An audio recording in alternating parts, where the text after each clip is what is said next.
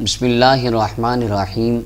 نبی اکرم صلی اللہ علیہ وسلم نے ارشاد فرمایا، قرب قیامت ایسا وقت آئے گا اتخذوا رؤوسا جہالا، لوگ جاہلوں کو اپنا سردار اور پیشوا بنا لیں گے۔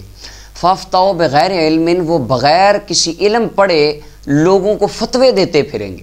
فاضلوا واضلوا، سرکار فرمایا خود تو گمراہ ہوں گے، اپنے ماننے والوں کو، اپنے فالورز کو بھی سرکار نے فرمایا وہ گمراہ کر دیں گے۔ اب موصوف مرزا جیلمی ان سے سوال ہوا، ایک بندے نے پوچھا کہ آقا کریم علیہ السلام کی ایک حدیث ہے، انا مدینۃ العلم و ابو بکر اساسھا و عمر حیطانھا و عثمان سقفھا و علی بابھا۔ تو موصوف نے کہا یہ حدیث تو بالکل گڑی ہوئی حدیث ہے، دنیا کائنات کی کسی حدیث کی کتاب میں نہیں آیا، یہ تو مولانا اور مولویوں نے گڑ لی حدیث سے، تو اس کا وہ کہتے ہیں نہیں ضعیف حدیث بھی کوئی نہیں ہے، یہ لکھا ہی کہیں نہیں ہے۔ اللہ کہ میں علم کا شہر ہوں، ابو بکر اس کی بنیاد ہے، عمر اس کی چھت ہے، اور عثمان اس کی دیوار ہے، اور علی اس کا دروازہ ہے۔ تو ان علماء کو شرم نہیں ہے یہ دنیا کی کسی کتاب میں ضعیف روایت بھی کوئی دکھا دیں، بالکل گھڑی بھی فیبریکیٹڈ روایت ہے۔ اکبر رسول پاک صلی اللہ علیہ وسلم کے سائے پر بحث کرتے ہوئے حضرت نے بڑے جوشیلے انداز میں کہا دنیا کی کسی کتاب میں یہ آیا ہی نہیں، حدیث صحیح تو ضعیف کی کہتے ہیں میں بات ہی نہیں کرتا، لکھا ہی کہیں نہیں ہے۔ اور جب ہم نے امام بخاری کے استادوں کی کتابوں کے حوالہ جات پڑھے، ان کا ابھی تک کوئی جواب نہیں آیا اور کبھی نہیں آئے گا۔ سب سے پہلے مسند فردوس کے اندر امام دہلوی رحمۃ اللہ علیہ، اس کی جلد نمبر 1 صفحہ نمبر 43 پہ حدیث نمبر 105 ہے، یہ مسند فردوس کے اندر یہ روایت موجود ہے۔ میں متن ابھی آپ کو عرض کرتا ہوں۔ ملا علی قاری رحمۃ اللہ علیہ نے مرقات المفاتیح شرح مشکات المصابیح کے اندر کتاب المناقب باب مناقب علی کی فصل ثانی کی تفسیر کے اندر اس روایت کو لکھا، حضرت آقا کریم علیہ السلام کا یہ فرمان ہے۔ اور اس کے علاوہ حضرت امام ابن حجر حیثمی مکی رحمۃ اللہ علیہ، انہوں نے اپنی کتاب الصواعق المحرقہ کے صفحہ نمبر 53 پر اس روایت کو لکھا، نبی علیہ السلام کے اس فرمان کو۔ امام سخاوی رحمۃ اللہ علیہ نے مقاصد الحسنہ کے اندر صفحہ نمبر 106 پر حدیث نمبر 189 کے تحت اس حدیث مبارکہ کو لکھا۔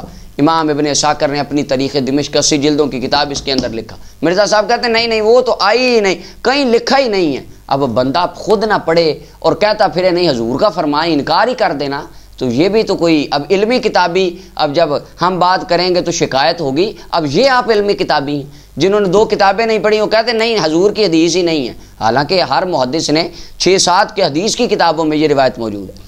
اب نبی اکرم صلی اللہ علیہ وسلم نے ارشاد فرمایا انا مدینۃ العلم و ابو بکر اساسھا و عمر حیطانھا و عثمان سقفھا و علی بابھا۔ فرمایا لوگو میں علم کا شہر ہوں، ابو بکر اس کی بنیادیں ہیں، عمر اس کی دیواریں ہیں، اور عثمان اس شہر کی چھت ہے، اور میرا علی اس شہر کا دروازہ ہے۔ اور ایک حدیث میں آتا ہے کہ جس کو چاہیے کہ وہ علم حاصل کرنا چاہے، مصطفیٰ کے در سے علم لینا چاہے، فلیأت الباب، فرمایا دروازے سے آئے، میرے علی کا غلام بنے۔ اور آگے آقا کریم علیہ السلام نے فرمایا لا تقولوا فی ابی بکر و علی و عثمان الا خیرا، فرمایا میرے ان تمام غلاموں کے بارے میں ہمیشہ اچھی بات کرنا، بہتر بات کرنا، ان کے بارے میں کوئی برا قول نہ کہنا۔